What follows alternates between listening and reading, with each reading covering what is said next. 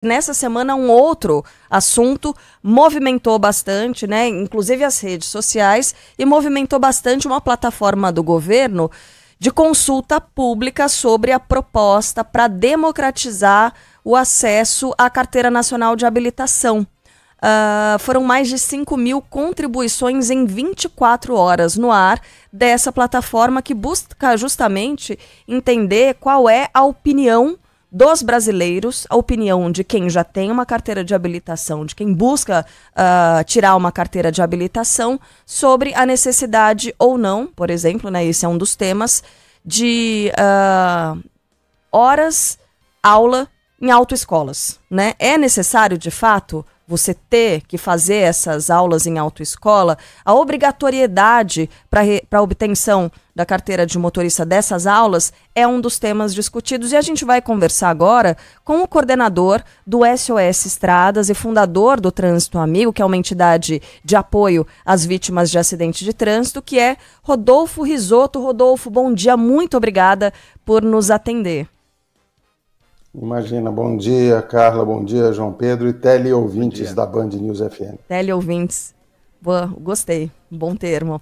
Bem, Rodolfo, a gente teve uma participação até surpreendente, né? O governo não esperava um número tão grande de contribuições, de ideias, né, que foram enviadas a essa plataforma do governo com relação a esse tema, que seria o fim da obrigatoriedade das aulas em autoescola.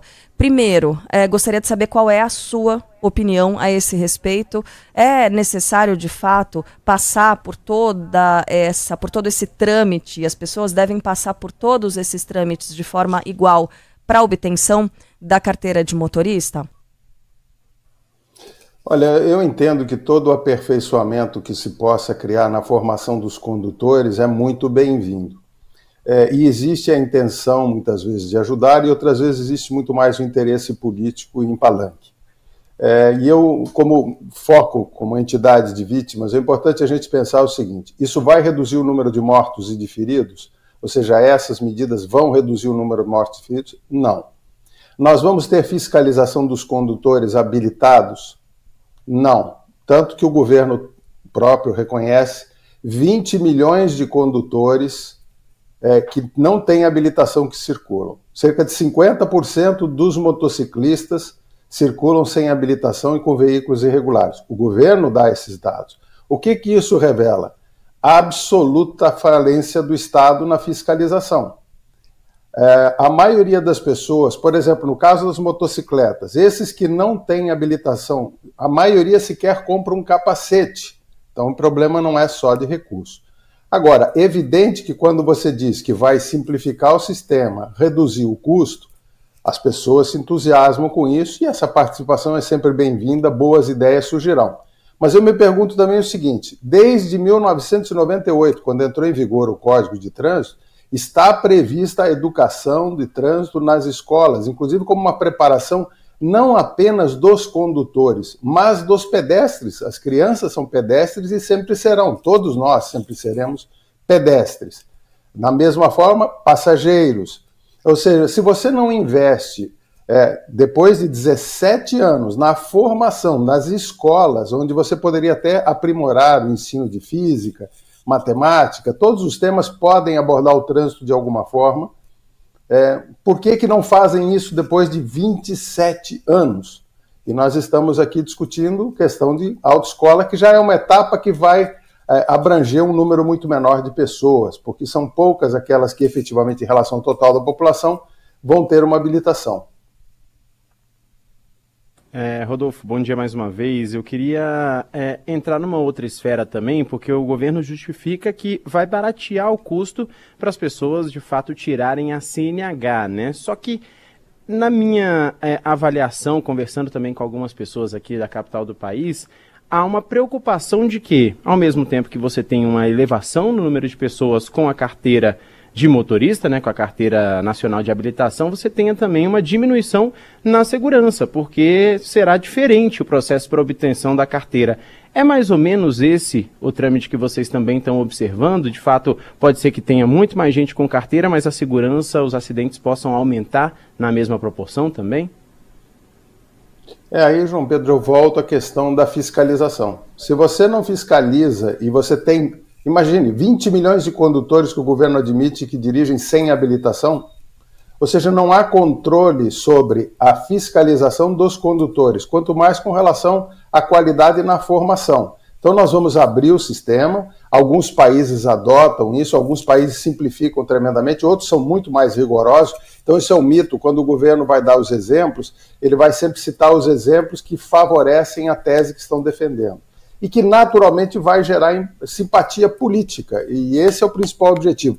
Tanto este governo quanto o anterior e quanto os anteriores sempre buscaram muito mais soluções que sejam de interesse político do que efetivamente a redução do número de mortos e feridos, que é o objetivo de todos. O governo, inclusive, assumiu já lá em 2009 um compromisso que entre 2011 e 2020 nós teríamos 50% a menos de mortes. Depois não cumpriu essa meta, assumiu novamente com a ONU, 2021 a 2030, uma redução de 50% no número de mortes. Também não vai atingir essa meta. Então, este é o grande problema. É um tema para ser discutido, para ser aprimorado, sem dúvida nenhuma, mas temos que focar nas soluções, que é a preservação de vidas. E isso, eu não vejo nenhum estudo que justifique essas medidas que possam gerar efetivamente uma redução das vítimas. Uhum. Mas aí, Rodolfo, em passando essa sugestão do governo de que caia a obrigatoriedade de passar pelas autoescolas para obter a carteira de motorista, como tentar, vamos dizer, não reduzir os danos porque não vai trazer um grande prejuízo, mas como o senhor mesmo está dizendo, não vai diminuir o número de mortos. Mas a gente pode ter esses instrutores cadastrados, porque a ideia é essa, né? Cadastrar alguns instrutores que poderão passar esse conhecimento para quem vai tirar a carteira de habilitação e farão a instrução dessa pessoa. Como é que a gente pode, ou como é que o governo pode ter o controle de que esses instrutores, de fato, vão passar as instruções corretas para o novo habilitado tentar evitar acidentes, conseguir conduzir de forma segura? Como é que a gente pode não reduzir os danos, mas, enfim, fazer com que essa nova normalidade na obtenção da carteira de habilitação traga alguma segurança para a gente?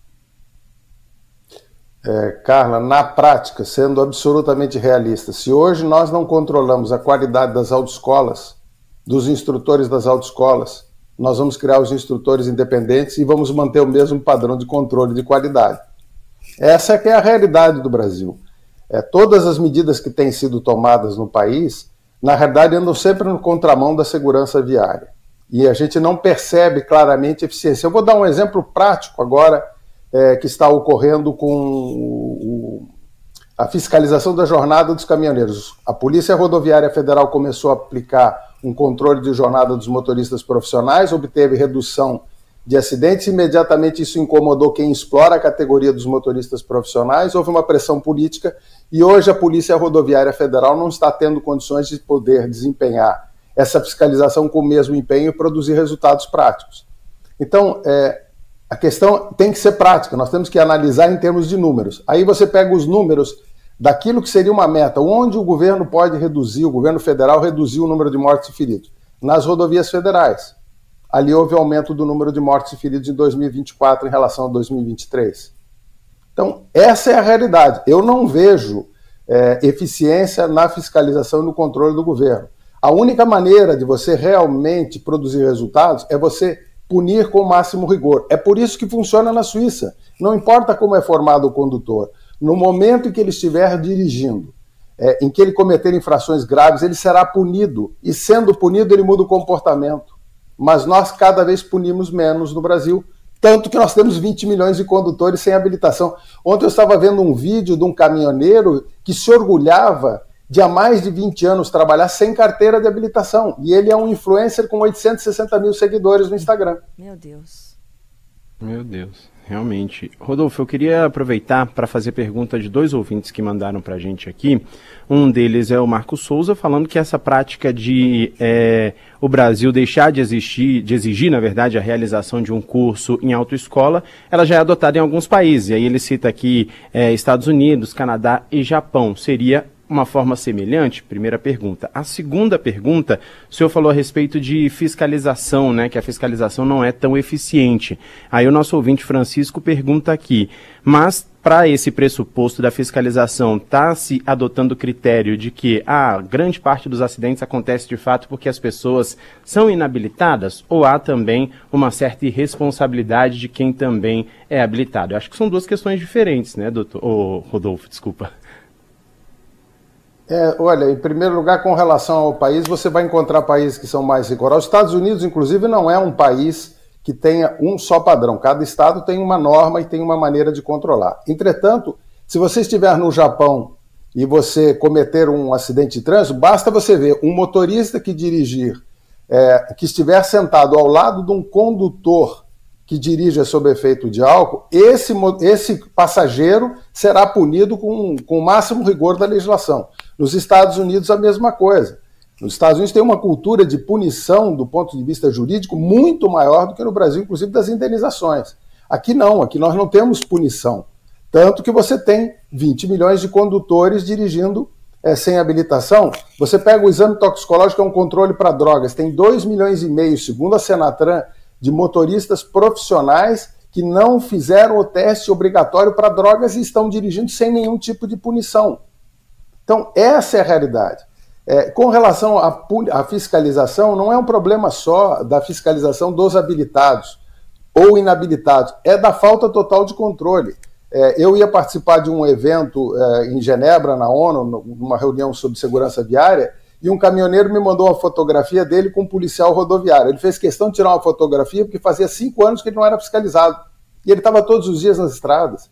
Então você tem que dar estrutura à fiscalização, você tem que apoiar a fiscalização e você tem que entender o seguinte: punir é uma forma de educar, nós não punimos. Hoje, nas mídias sociais, nós assistimos todos os dias milhares de vídeos sendo publicados por supostamente influencers, são criminosos do trânsito, potenciais assassinos, que mostram as imagens dos crimes que eles cometem, das infrações que eles cometem, e eles são remunerados pelas plataformas. Hoje nós tornamos os infratores celebridades. E aí a gente vai esperar que uma questão da formação de condutores vai mudar a situação. Então você tem que punir. Se você não pune com as imagens que o próprio indivíduo gera nas mídias sociais, como é que você vai punir? Então eu estou entendendo aqui, Rodolfo, ouvindo muito atentamente ao que você diz, que talvez, em vez de focar em uma medida como essa, de flexibilizar de uma certa forma, né, o passo a passo para se obter a carteira de habilitação, a fiscalização, punir com maior rigor, esse seria o caminho para se diminuir e reduzir os números de mortes e acidentes de trânsito, é isso? Esse é o único caminho, foi o caminho encontrado pela França, pela Espanha, que hoje tem o mesmo número de mortos no trânsito que tinha nos anos 60. A frota era muito maior, a população era maior, a malha rodoviária era maior. Você pega hoje na França, você tem veículos circulando não identificados que flagram as infrações e entregam para a autoridade, contratados pelo governo francês. Aí o que o ministro da França fez quando lançou esse projeto, há 7 anos atrás, o que ele informou à sociedade francesa? Nós vamos arrecadar 1 bilhão de euros a mais com multas. Se vocês não querem que a gente arrecade, respeitem a legislação de trânsito. E assim eles obtiveram os resultados. E nós, com todas essas teorias, inclusive de supostas campanhas educativas, nós não estamos atingindo os resultados, pelo contrário, nós estamos aumentando o número de vítimas. Sendo que se você pegar a campanha deste ano, qual é? Desacelere, seu bem maior é a vida. Tá? O governo anterior desligava os radares. O atual diz, desacelere, seu bem maior é a vida. Entretanto, em agosto, o governo desligou os radares porque não tinha recurso para manter os radares. Depois teve que ligar novamente porque foi obrigado pela justiça. Então, é de governo para governo, não é um problema ideológico, né? A violência do trânsito não escolhe a vítima por partido político, nem o candidato que você apoia.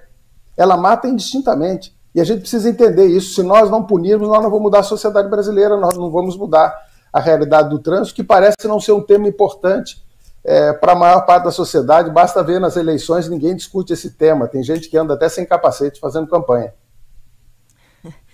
É verdade. Bom, a gente ouviu agora o coordenador do SOS Estradas, fundador do Trânsito Amigo, entidade de apoio as vítimas de trânsito, o Rodolfo Risotto, nos trazendo esse ponto de vista a respeito do projeto que propõe o fim da obrigatoriedade das aulas em autoescola para obtenção da carteira de motorista. Rodolfo, muitíssimo obrigado por conversar conosco nessa manhã de sábado. Um bom fim de semana para você. Até a próxima. Obrigado, bom fim de semana a todos.